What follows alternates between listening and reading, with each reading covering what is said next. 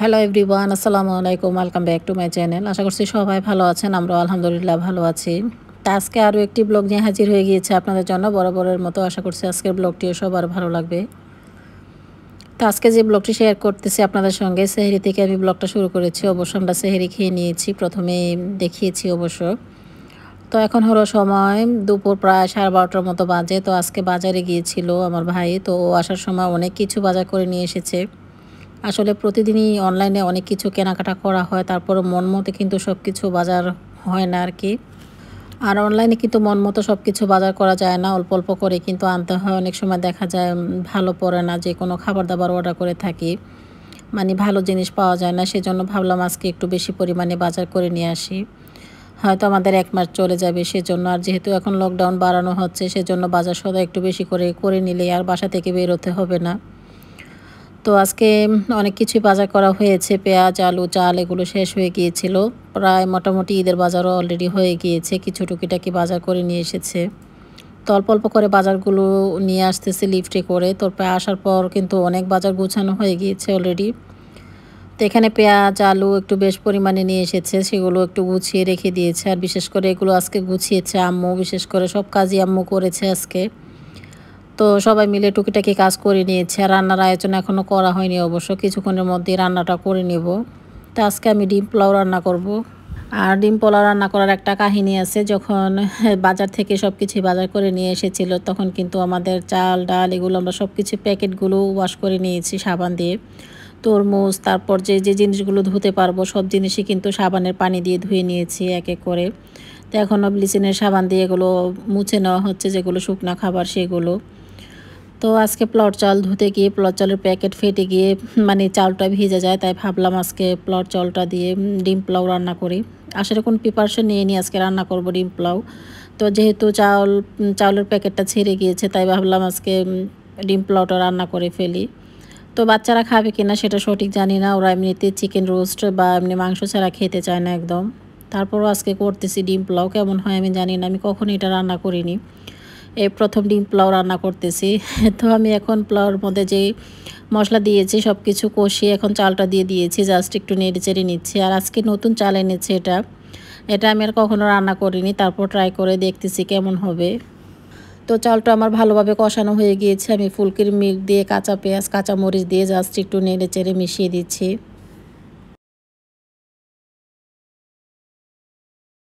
আর লাস্টে কিছু আমি ডিম ভেজে নিয়েছিলাম, সেগুলো এখন দিয়ে দিচ্ছি, দিয়ে একটু নেড়ে চেড়ে তারপর চুলাটাকে একদম মিডিয়াম আঁচ করে ঢেকে রাখবো 10 মিনিটের জন্য। আর এই ফাঁকে আমি বাজারগুলো গুছিয়ে রাখবো, এগুলো কিচেন ক্যাবিনেটের ভিতরে রেখে দিতে হবে। এগুলো অবশ্য মোছা হয়ে গিয়েছে, এখন উপরে গুছিয়ে রেখে দেব। অনেকগুলো বাজারই কিন্তু আজকে করা হয়েছে, বিশেষ করে গুঁড়া মশলা, শাক সবজি টুকিটাকি অনেক বাজার লাগছিল বাসার জন্য। আসলে অনলাইনে কিন্তু সব কিছু কিনতে পাওয়া যায় না, তো যেগুলো মানে প্রয়োজন সেগুলো আজকে একটু বেশি পরিমাণে কিনে নিয়ে এসেছি। তো যাই হোক, এখানে আমি বিটরুট কেটে নিয়েছি একদম চিকুন চিকুন করে, সাথে আলু দিয়েছি। আজকে আলু দিয়ে বিটরুট ভাজি করব। তো বিটরুট ভাজিটা করার জন্য এখানে পেঁয়াজ দিয়েছি, পেঁয়াজটা একটু লাল করে ভেজে নিয়েছি। এখন দিয়ে দেবো বিটরুটগুলো। আর এভাবে অনেকে হয়তো বিটরুট খেয়েছেন কিনা জানি না, এভাবে ভাজি করে খেয়ে দেখবেন, খুবই ভালো লাগে। গরম ভাতের সঙ্গে বা রুটির সঙ্গে খেতে অনেক ভালো লাগে। তো আজকে যেহেতু আমি ভাজি করেছি, এটা খেতে কিন্তু অসম্ভব মজা, অনেক ভালো লেগেছে খেতে। তো অনেকেই কিন্তু এটা টেস্টটা কেমন জানতে চায়, যে আপু এটা টেস্ট কেমন, খেতে কেমন লাগে। এটা একটু মিষ্টি মিষ্টি লাগে, মানে গাজর টাইপের, গাজর খেতে যেরকম লাগে ঠিক ওরকম লাগে। তো আমি এখানে দিয়েছি স্বাদ মতো লবণ, ধনিয়ার পাউডার দিয়েছি, এতটুকু মশলা দিয়ে কিন্তু আজকের বিটরুটটা ভাজি করে নিচ্ছি। আর এই ফাঁকে আমার ডিম পোলাওটা অলরেডি রান্না হয়ে গিয়েছে, আমি একটু জাস্ট নেড়ে চেড়ে ডিমগুলো একটু মিশিয়ে দেব। আর এই ডিম পোলাওটাকে একটু আলতোভাবে নেড়ে চেড়ে দিতে হবে, তা না হলে ডিমগুলো ভেঙে যাওয়ার সম্ভাবনা থাকবে। তো আস্তে আস্তে কিন্তু আমি নাড়াচাড়া করে দিচ্ছি।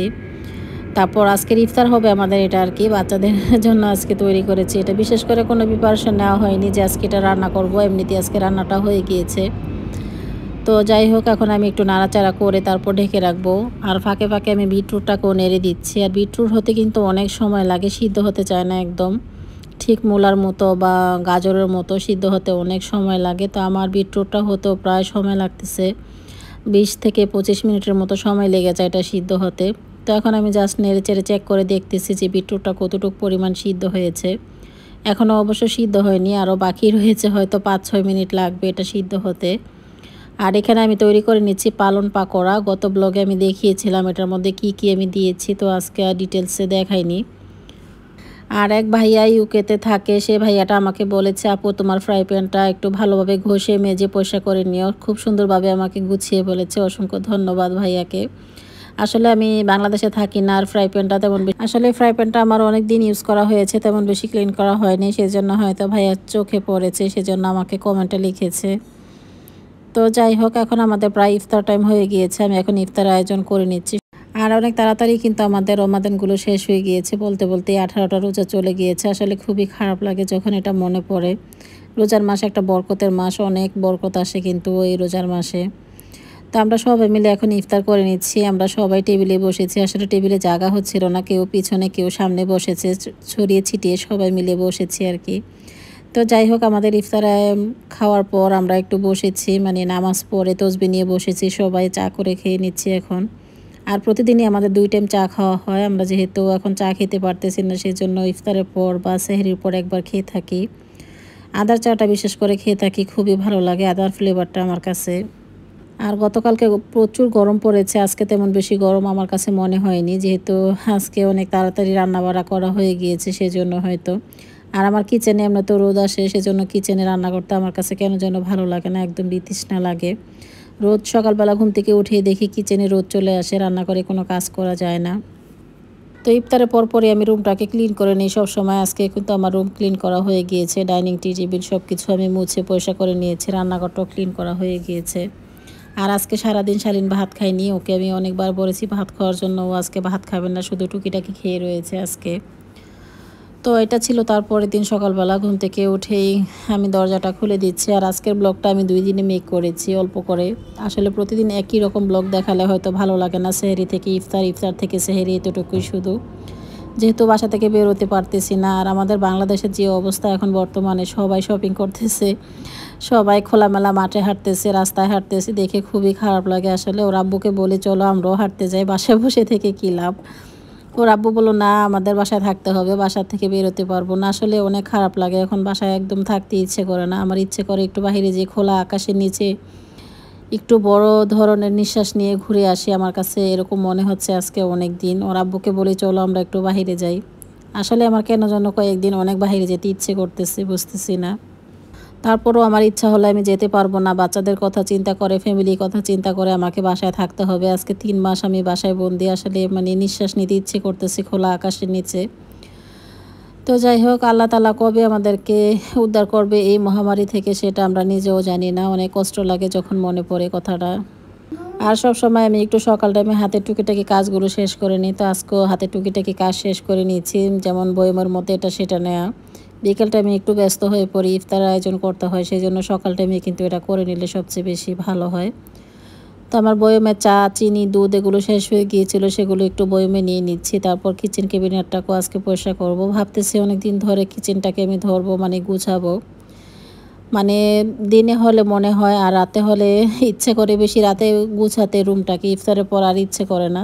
তো আজকে আর কিচেনটা আমার গুছানো হয়নি, হয়তো যেদিনই কিচেনটাকে গুছাবো আপনাদের সঙ্গে শেয়ার করার চেষ্টা করব। আর এখন আমি শালীনের জন্য কোকো ক্রাঞ্চ তৈরি করে নিচ্ছি। ও সকাল হতে এখনও কিছু খায়নি, সবসময় একটু লেট করে ঘুম থেকে উঠে, আসলে বাচ্চাদের রুটিনটা একটু চেঞ্জ হয়ে গিয়েছে এখন।